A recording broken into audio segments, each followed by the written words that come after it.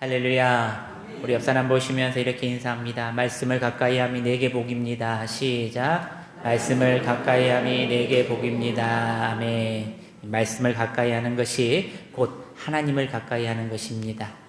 우리 손에 또 귀에 또 눈에 성경을 떠나지 않고 가까이 할 때마다 하나님께서 큰 지혜와 복을 주신다는 것을 믿으시기를 바랍니다. 말씀을 다 가까이 하시고 또 말씀을 더 많이 보시기를 바랍니다. 잠언은 지혜의 책이다라고 말씀드렸습니다. 계속해서 우리가 오후 예배 때 잠언 강해를 계속하고 있는데, 오늘 이 잠언을 그냥 흘려보내지 마시고 말씀을 나에게 잘 접목하시는 여러분들이 되시길 바랍니다. 이 지혜는 단순한 세상의 처세술이 아니라 하나님을 경외하는 데 시작하는 참된 지혜라는 것입니다. 특별히 오늘 우리가 읽은 잠언 18장은 우리의 말과 태도, 관계 속에서 드러나는 교만과 겸손의 문제를 오늘 날카롭게 지적하고 있습니다. 오늘 말씀의 제목입니다. 저를 한번 따라서 합니다. 교만과 겸손. 시작. 사람은 누구나 마음속에 두 가지의 길을 가지고 살아갑니다. 하나는 교만의 길, 하나는 겸손의 길이라는 겁니다. 성경은 이 두 길이 만들어내는 열매가 얼마나 다른지 매우 분명하게 또 자세하게 보여주고 있습니다. 특히 잠언 18장은 교만이 가져오는 무너짐과 또 겸손이 가져오는 지혜와 생명의 길을 대조해 보면서 먼저 우리에게 보여주고 있습니다. 그렇다면 여러분, 오늘 우리는 이 말씀을 통해 내 삶의 태도, 말의 태도, 관계의 태도를 다시 한번 점검해 보시기를 바랍니다. 첫째로, 교만은 고립을 낳는다는 것입니다. 우리 1절 말씀을 다시 한번 봉독해 보겠습니다. 1절 시작. 우리에게서 스스로 갈라지는 자는 자기 소욕을 따르는 자라. 온갖 참 지혜를 배척하느니라. 교만한 사람의 첫 번째 특징을 먼저 보여주고 있는데, 그는 공동체에서 스스로 분리시키려는 자라는 것입니다. 교만한 사람은 자신이 가장 옳다고 생각하기 때문에 다른 사람의 조언이나 충고를 듣지 않으려고 한다는 것입니다. 또 교만한 사람은 자기가 더 많이 알고 더 많이 겪어보았다고 여깁니다. 그래서 자기만 특별하다고 여겨 결국 공동체에서 정을 붙이지 못하고 점점 멀어지고 남의 조언과 의견을 듣지 않고 이를 모두 무시하다가 결국 스스로를 고립시키고 만다는 것입니다. 2절은 더 분명하게 말해주고 있습니다. 우리 2절 말씀 함께 봉독합니다. 시작. 미련한 자는 명철을 기뻐하지 아니하고 자기의 의사를 드러내기만 기뻐하느니라. 교만한 사람은 배우려 하지 않는다는 겁니다. 그는 대화가 아니라 독백을 하는 것입니다. 대화는 뭡니까? 주고 받고 이런 게 있어야 되는데 스스로만 말한다는 겁니다. 다른 사람의 이야기를 경청하는 것이 아니라 자기 생각을 표현하기 위해 상대방의 말이 끝나기만을 바라보는 사람이라는 것입니다. 혹시 여러분들 주위에 이런 분들이 계십니까? 혹시 내가 그러고 있는 것입니까? 사업을 하는 사람들은 자기만의 큰 노하우와 수많은 실패로 얻은 성공들을 가지고 있습니다. 그래서 특히 사업을 하는 사람들은 고집이 좀 센 사람들이 많습니다. 제가 아는 큰 사업가이자 그 회사의 대표인 안수 집사님 한 분이 계십니다. 집사님은 젊은 나이에 회사를 크게 성장시켰던 분입니다. 그런데 전 세계가 코로나 팬데믹을 겪었던 2019년부터 회사가 점점 힘들어지기 시작했다는 겁니다.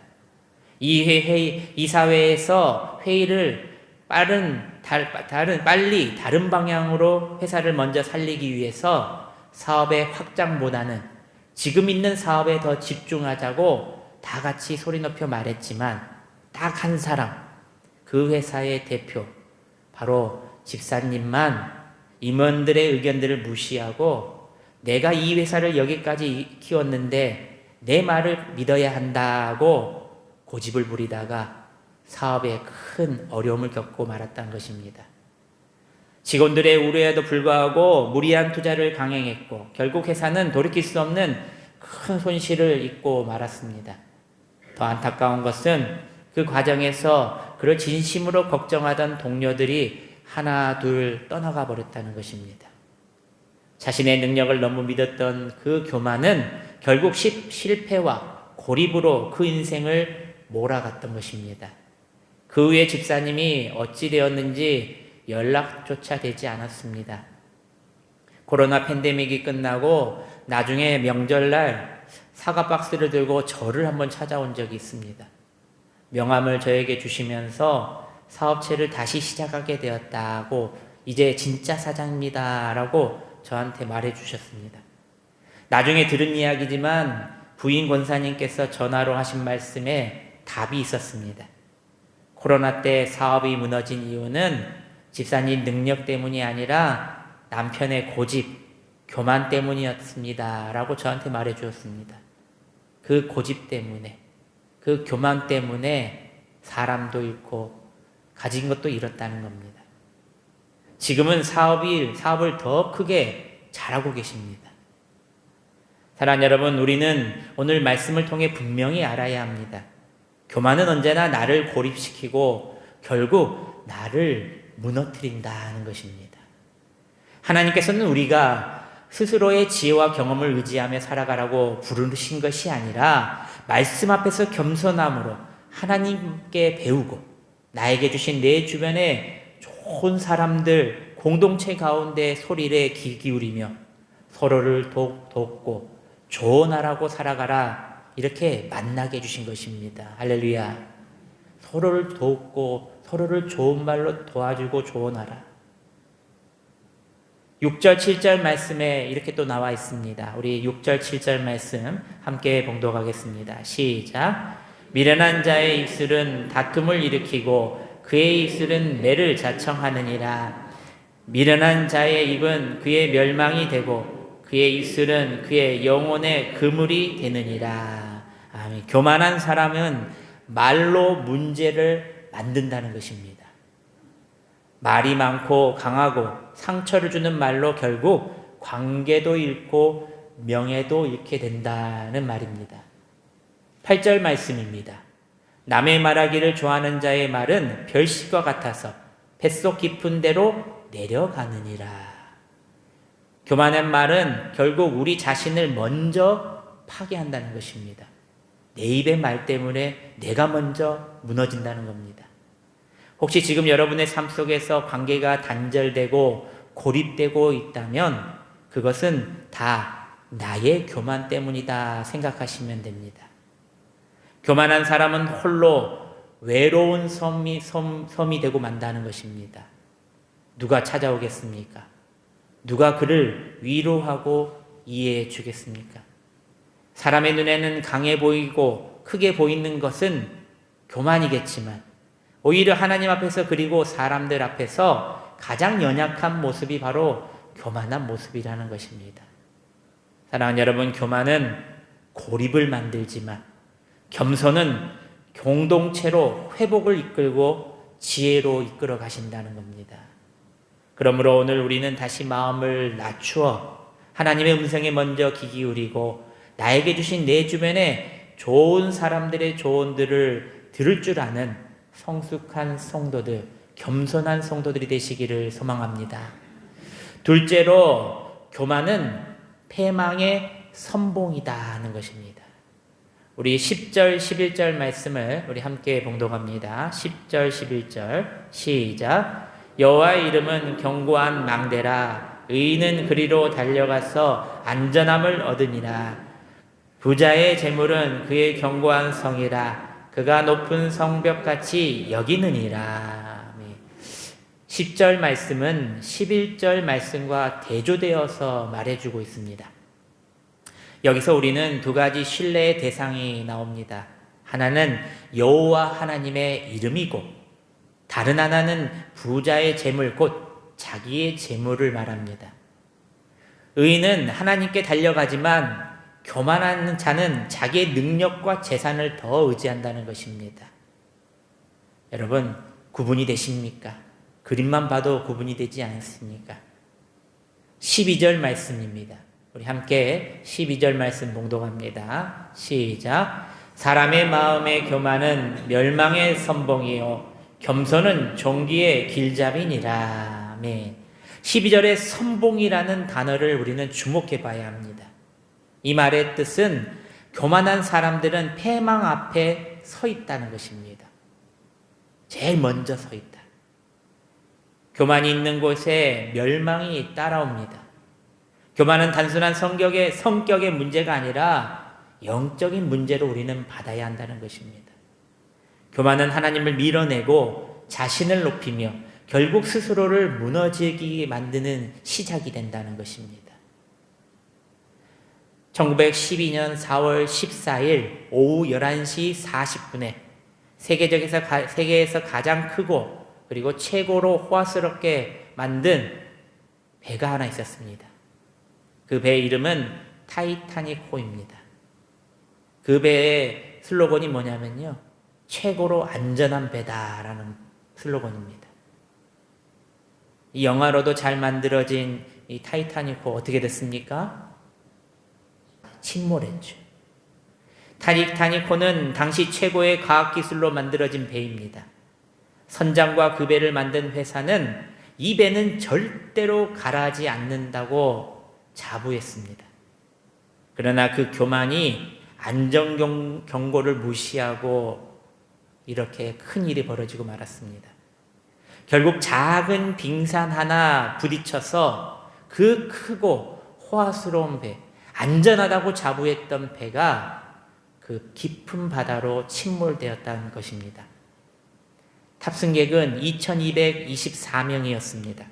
그때 사망한 사람이 1514명입니다. 생존자는 무려 710명밖에 되지 않습니다. 사람들은 입을 모아 말했습니다. 배를 가라앉히는 것은 빙산이 아니었다.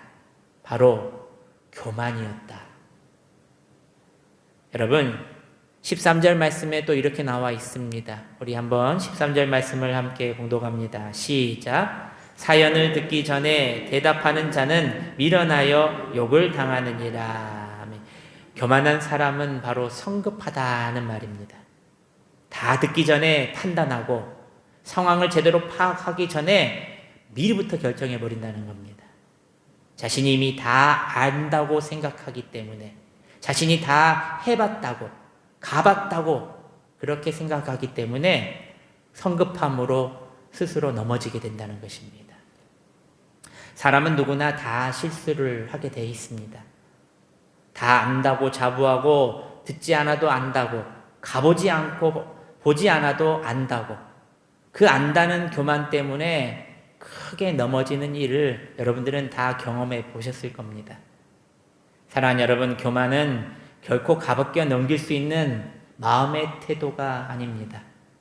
성경은 교만을 패망의 선봉이라고 부른 이유가 바로 그것입니다. 나는 아니야, 이게 아닙니다. 오늘 말씀을 들은 저와 여러분 모두가 하나님의 보시기에 그렇다는 것입니다. 우리는 말씀을 듣고 속히 오늘 깨달아야 합니다. 혹시 내 작은 안에, 내 마음속과 내 행동과 내 입술 안에 조그마한 교만이 있는지 뒤돌아봐야 한다는 것입니다. 여러분 꼭 기억하시길 바랍니다. 교만은 하나님보다 앞서가려고 하는 것이 바로 교만이다라는 것입니다. 경고와 조언과 충고를 무시하게 만들고 내 것만을 추구하는 것이 바로 교만이다는 것입니다. 결국 교만 때문에 크게 넘어지는 날이 반드시 있다는 것입니다.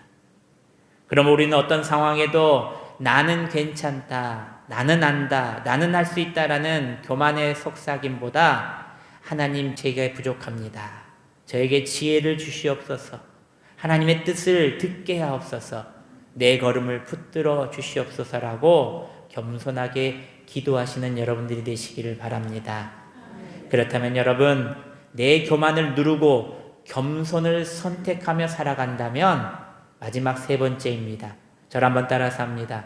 겸손은 진정한 관계를 만든다는 것입니다. 시작.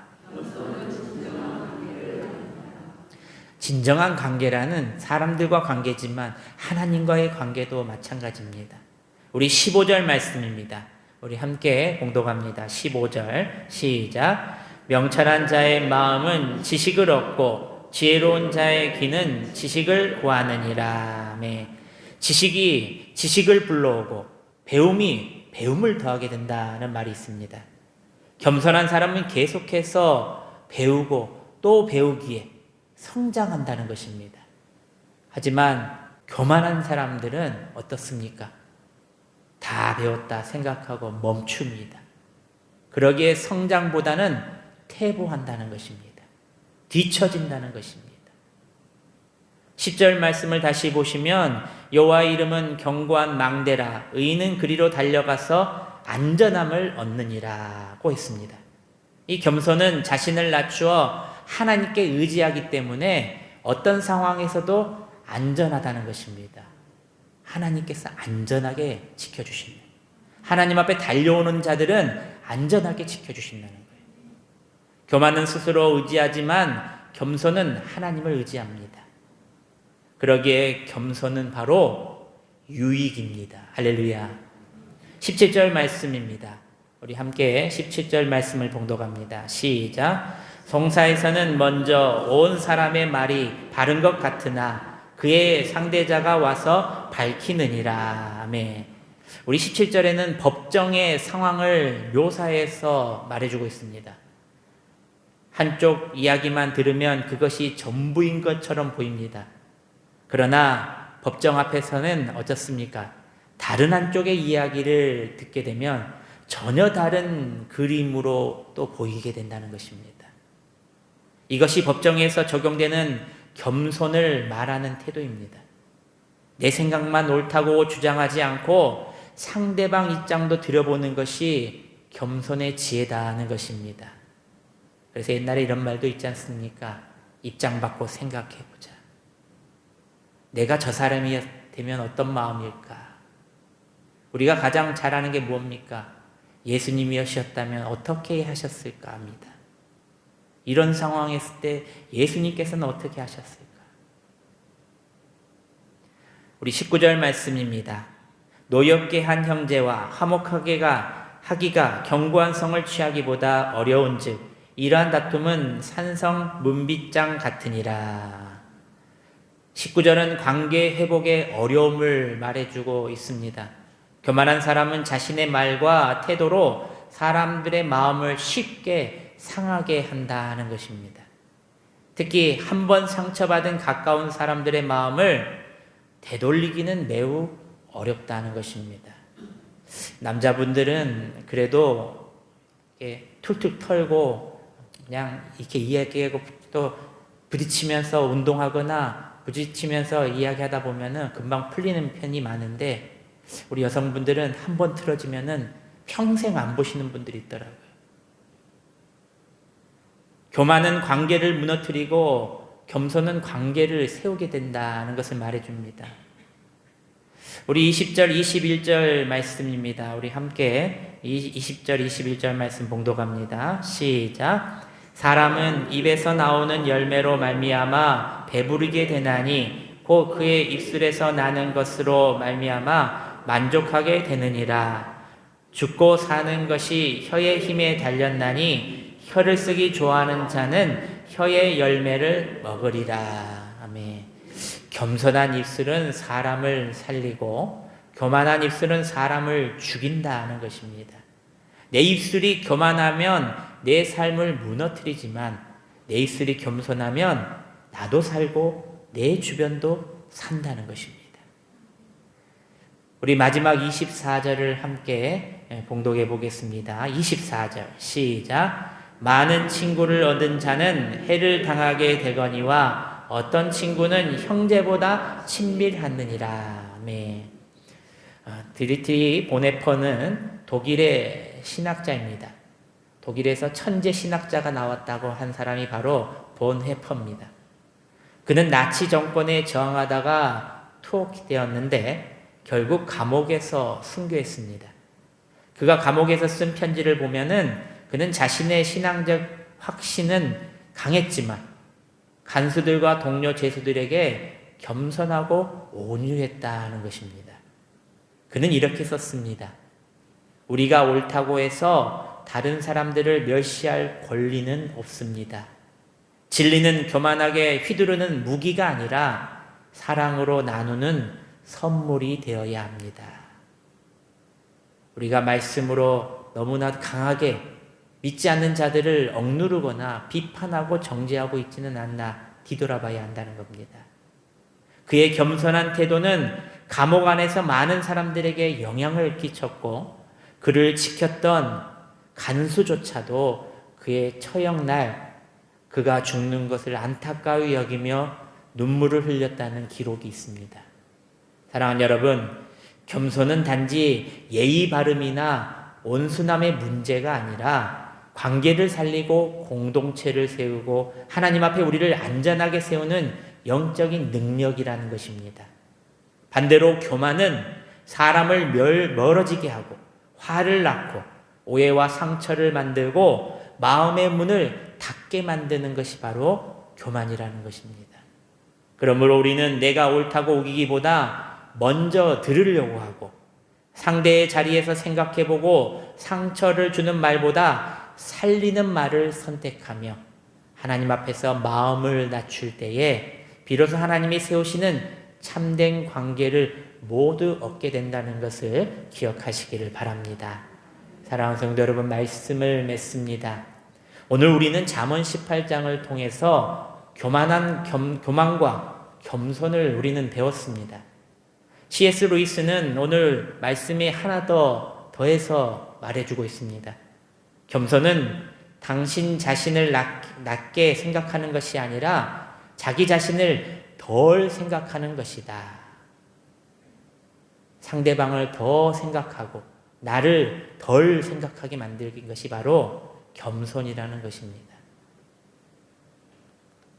여러분, 교만은 고립을 낳습니다. 교만은 패망의 선봉입니다. 하지만 겸손은 진정한 관계를 만들고 진정한 관계를 살리게 된다는 것입니다.